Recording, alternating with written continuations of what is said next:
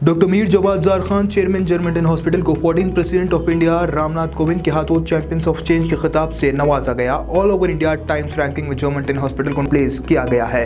Experienced German and robotic technology only at German hospital, Attapur, Hyderabad. Barrister Asaduddin Owaisi का कहना है कि नरेंद्र मोदी ने नया एमसीसी बनाया है। वो सोचते हैं कि वो जो चाहे बोल सकते हैं, उन्हें कोई नहीं रोक सकता, इसलिए उनके लिए मोदी क्रिमिनल कोड बनाया गया है। इस तरह का मतलब है असदुद्दीन अवैसी का। आप सुन सकते हैं। आखिर क्या वजह है कि वजीर आजम जहां कहीं भी जाते हैं गाली देते हैं। मुल्क की आवाम खामोश कब तक बैठेगी? कभी हमको गोश्त के नाम पर मार दिया गया, कभी हिजाब हमारे मुल्क के लिए खतरा बना दिया गया, अज़ाएं खतरा बन गई, अब हमारा वजूद खतरा बना दिया जा रहा है।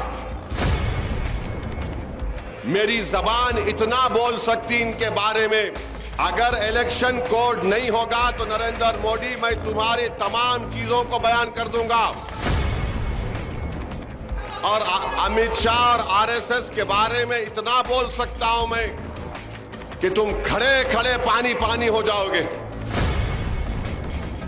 पूरे मुल्क में आखिर क्या वजह है कि वजीर आजम जहां कहीं भी जाते हैं गाली देते हैं? अरे वो बोल सकते किसी भी पार्टी के खिलाफ, उनके उम्मीदवारों के खिलाफ बोल सकते हैं, मगर आप सिर्फ एक कम्युनिटी को टारगेट किस एतबार से कर रहे हैं?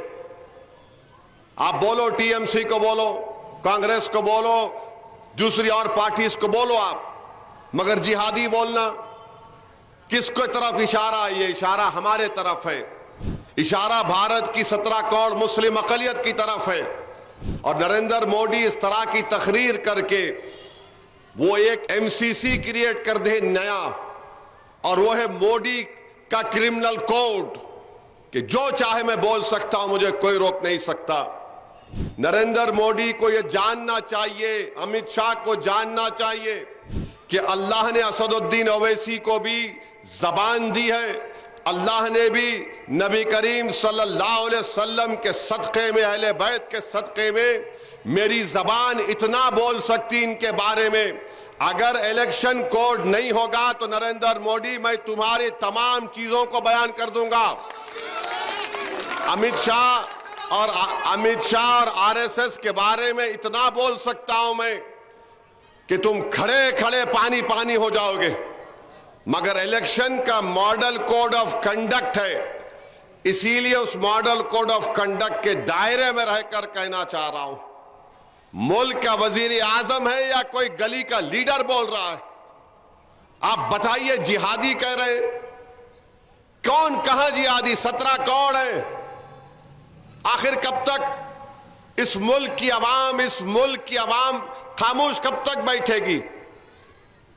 कभी हमको गोश्त के नाम पर मार दिया गया, कभी हिजाब हमारे मुल्क के लिए खतरा बना दिया गया, अज़ाएं खतरा बन गई, अब हमारा वजूद खतरा बना दिया जा रहा है। तो मैं पूरे मुल्क के अल्पसंख्यक समाज के मुसलमानों से हाथ जोड़कर अपील कर रहा हूं, जब रुपाला की तकरीर राजपूतों की इज्जत नफ्स को ठेस पहुंचाई, तो क्या भारत के ये 17 करोड़ मुसलमान वजीर आजम और अमित शाह के ये जो बकवास और योगी के जो बयानात आ रहे हैं, क्या आप मुत्तहिदा तौर पर अपने गम और गुस्से का इजहार बीजेपी के खिलाफ वोट देकर आपको करना पड़ेगा? भूल जाइए सब बातें, ने ऐसा होगा तो वहां भी ऐसा होगा। अरे मेरे भाई, अगर हमको इस तरह से एक मुल्क का वजीर आजम हमारे बारे में इस तरह बकवास बक रहा है, तो क्या हम सिर्फ खामोश बैठे रहेंगे?